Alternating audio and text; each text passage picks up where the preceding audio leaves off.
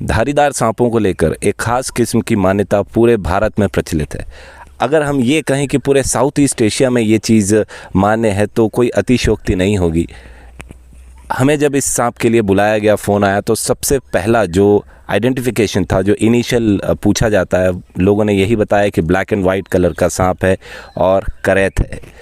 धारीदार सांपों को मनोज हमारे पूरे भारतवर्ष में करैत की उपाधि दे दी गई है, चाहे वो हॉरिजॉन्टल धारियां बनी हो, वर्टिकल हो या स्पेकल्स हो, स्ट्राइप्स हो, चाहे बब स्ट्रिप्ड कीलबैक हो, चाहे ट्रिंकेट हो, किसी भी तरीके का धारीदार सांप लोगों के लिए करैत कैसे बन जाता है? जी, जनरली जब भी उन्हें सांप दिखता है या फिर किसी ने उन्हें बताया हुआ कि करैत कैसा दिखता है, तो जनरली उन्हें ऐसा बताया जाता है कि करैत एक सांप है जो डार्क कलर का होता है या फिर कोई भी कलर का होता है, ब्राउनिश कलर का, और उसके ऊपर धारियाँ बनी होती है। उसके अलावा एक भी शब्द उन्हें अलग से नहीं बताया जाता था कि दो धारियाँ जो है वो दो पैटर्न में हो, किस पैटर्न में, वर्टिकल है या हॉरिजॉन्टल है, पतली हैं या मोटे हैं, मिड एब्डोमेन से स्टार्ट होता है जैसे करैत के होते हैं, वैसा कोई भी डिस्क्रिप्शन उन्हें नहीं दिया जाता। बस ये बताया जाता है कि धारी था तो वो करैत था या फिर कोई और था। तो ये मान्यता लेकर जो भी लोग सांपों को देखते हैं तो यही समझते हैं अगर उसके ऊपर धारी, चेक्स या कोई भी पैटर्न बना हो तो वो करैत ही होगा।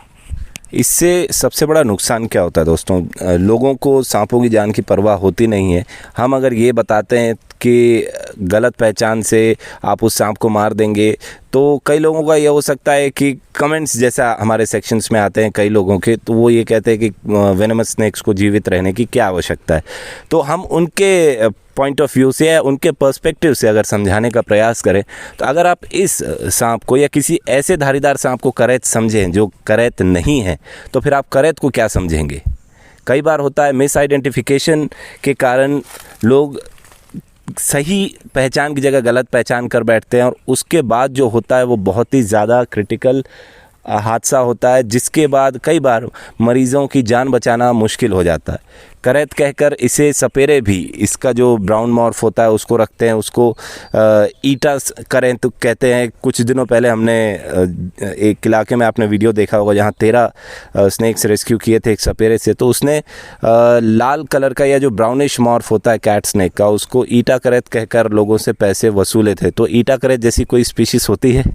जी, ईटा करैत जैसे बिल्कुल कोई स्पीशीज़ नहीं होती है। हालांकि कलर को वो मैच कर लेते हैं कि ईटे के कलर जैसा, जैसे लाल ईटा होता है वैसा दिख रहा है, तो ये करैत बोल देंगे या फिर कोई और बोल देंगे, तो लोगों को क्या ही पता सांपों के बारे में जो इन्हें अच्छे से आइडेंटिफाई कर लें और ये ना समझें कि वो करैत है या कोई और स्पीशीज़ है। वो कई बार गलत तरीके से बताया जाता है। जनरली लोगों का सांपों से सामना होता नहीं है। आमतौर पर अगर कभी सडनली सांप किसी चीज़ के वजह से, किसी रीज़न के वजह से आ जाता है तो लोग तभी देखते हैं। जनरली आम लोगों को सांपों के बारे में ज़्यादा नॉलेज होता नहीं है। बिल्कुल आपने सही कहा। और आपको अगर नॉलेज नहीं है कोई बात नहीं, आप सांप दिखता है तो जो भी आपके इलाके के रेस्क्यूअर हैं, अगर कोई रेस्क्यूअर आपके इलाके में नहीं है तो आप फॉरेस्ट डिपार्टमेंट को कॉल अप कर सकते हैं और उनसे सलाह ले सकते हैं। उनकी टीम आएगी और आपकी मदद पूरी तरीके से करेगी। किसी भी जीव को मारना अपराध है। अपराध ही नहीं है दोस्तों, सामाजिक बुराई भी है, नैतिकता भी छुपी होती है अगर आप किसी जीव को बचाते हैं, बचाने का प्रयास करते हैं। तो अब बात आती है दोस्तों कि बात अब दोस्तों आती है कि क्या ये वेनमस है या नहीं। तो दोस्तों ये माइल्डली वेनमस होते हैं, जहां इनका जहर इतना पोटेंट नहीं होता कि किसी वयस्क मनुष्य की जान पर बनाए, लेकिन हाँ इतना ख़तरनाक ज़रूर होता है कि किसी छोटे बच्चे की हालत ये पतली कर सकता है। लेकिन हमारी टीम का ये भी मानना है कि एक बड़े साइज़ का कैट स्नेक जो कि 7 से 8 फीट तक बड़ा हो सकता है, वो अगर फुल पोटेंशियल से अपने बाइट करे और पूरा वेनम रिलीज़ करे तो संभावित है कि किसी वयस्क की भी जान पर बना सकती है।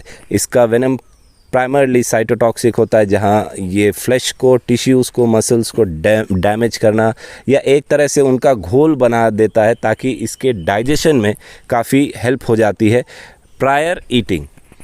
जी दोस्तों, आपने कई बार इसके बारे में सुना होगा कि लोग इसे कहते हैं सेमी वेनेमस, लेकिन सही टर्म इसके लिए है माइल्डली वेनेमस। आप ये कह सकते हैं कि इनका जो वेनम जो रहता है वो माइल्ड होता है कई बड़े शिकारों के लिए, लेकिन उसकी पूर्ति अगर ये क्वांटिटी से करे तो जाहिर सी बात है कि ज़्यादा चांसेस है कि उसमें सिम्टम जल्दी दिखेंगे, ज़्यादा असर करेगा जहर।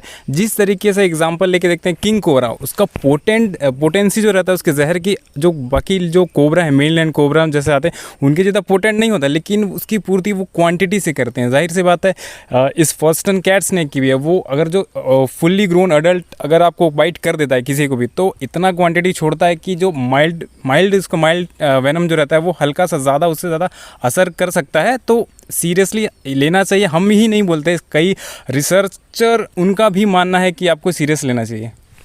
तो आपने इसका नाम डिटेल में बताया, फॉस्टन्स कैट स्नेक, बॉयगा फॉस्टनी।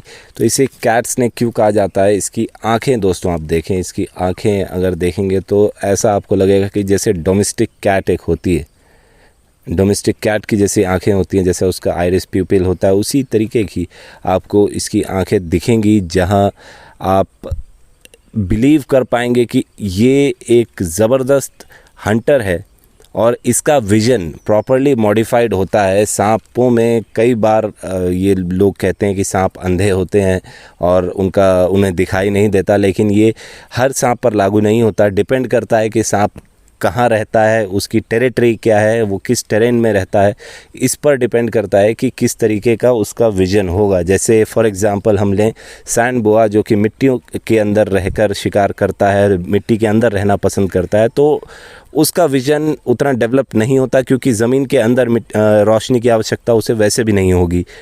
बात करें अर्बोरियल स्नेक्स की, तो इससे पहले हमने एक वाइन स्नेक का वीडियो आपको दिखाया था, ट्रिंकेट का दिखाया था, तो उनके अगर आप विज़न को देखें तो काफ़ी ज़्यादा डेवलप होता है। कोबराज में भी विज़न काफ़ी ज़्यादा डेवलप होता है। तो ये नहीं होता है कि ये अपनी आँखों पर डिपेंडेंट नहीं होते हैं, बस ये जैसा विज़न के लिए या शिकार के लिए हम अपनी आँखों पर डिपेंडेंट होते हैं, शिकार की बात मैं मनुष्यों के लिए नहीं दूसरे जानवरों के लिए कर रहा हूँ, वैसे ही ये सिर्फ आँखों पर निर्भर नहीं होते, इनके दूसरे सेंसेस भी इतने ज़्यादा डेवलप होते हैं कि ये उसके सहारे अपने शिकार का जो दर है उसको बहुत ज़्यादा बढ़ा लेते हैं। अगर शिकार की बात करें, इसके भोजन की बात करें, तो पेड़ों पर ये रहता है, छिपकलियों को, गार्डन लिजर्ड्स को, पक्षियों को, और बड़े साइज़ का होने पर कई बार चिकन को भी खाते देखा गया है दोस्तों। इसे अंडे भी ये बड़े चाव से खाता है। जी, बात तो हो चुकी है कि ये इसके फूड की ये क्या खाता है, इसके साथ बात ये भी छिड़ी थी कि इनका प्रेजेंस कहाँ है, रहते कहाँ हैं। दरअसल आपको cat snake fully arboreal snake ही है। जनरली हुआ क्या एक्चुअली हमारे साथ, हमने जब इसे रेस्क्यू किया तो ये किसी पेड़ पर नहीं था, तो ये फर्श पर था, ज़मीन पर था। तो इससे ये पता चलता है कि सांप एक जगह मूवमेंट नहीं करते हैं, खासकर अर्बोरियल ट्री स्नेक भी, अर्बोरियल स्नेक है वो भी एक जगह नहीं रहते, मूवमेंट करते हैं। जिस तरीके से पेड़ों का कटाव हो रहा है, दो पेड़ के बीच में इतने ज़्यादा गैप होने की वजह से, और शिकार के लिए भी और अपने रहने के लिए सही जगह के लिए भी इन्हें मूवमेंट करना पड़ता है। तो कहीं ना कहीं इन्हीं कुछ कारणों की वजह से ही इसे नीचे आना पड़ा, जहाँ पे मनुष्यों के साथ इनका कांटेक्ट हुआ। और ये बात अच्छी थी कि हालांकि उन्होंने कॉल किया, लेकिन पेड़ों की कमी होने के कारण से ये पेड़ों पर रहने के अलावा ज़मीन पर भी इन्हें किसी रीज़न से आना पड़ता है। तो ये थोड़ा सा गलत बात है दोस्तों। जिस तरीके का पैटर्न आसपास दिखेगा, आप देखेंगे कि यहाँ वुल्फ पैटर्न के बहुत सारे वृक्ष हैं, जिससे कैनोपी में इसे एक पेड़ से दूसरे पेड़ में ट्रैवल करने में बड़ी आसानी होगी। और ये एक ही जगह पर नहीं रहेगा, यहाँ से ये आराम से कई किलोमीटर का दायरा तय कर सकता है, क्योंकि ऊपर अगर आप देखेंगे कैनोपी में एक दूसरे से कनेक्टेड हैं ये पेड़, और इसी तरीके का वातावरण चाहिए होता है अर्बोरियल एनिमल्स को, खासकर रेप्टाइल्स को और उनमें भी स्नेक्स को, क्योंकि ये पैरों के सहारे मूवमेंट नहीं कर सकते। और जब ये ज़मीन पर आते हैं तो इनका जो कैमोफ्लेज है वो काफ़ी हद तक शून्य हो जाता है, जिस कारण ये शिकार बन जाते हैं। तो दोस्तों, उम्मीद करते हैं आज के वीडियो की जानकारी आपको अच्छी लगी होगी। लाइक शेयर करें। टीम एशियन प्रकृति और हम, आज के वीडियो में इतना ही। जय हिंद, वंदे मातरम।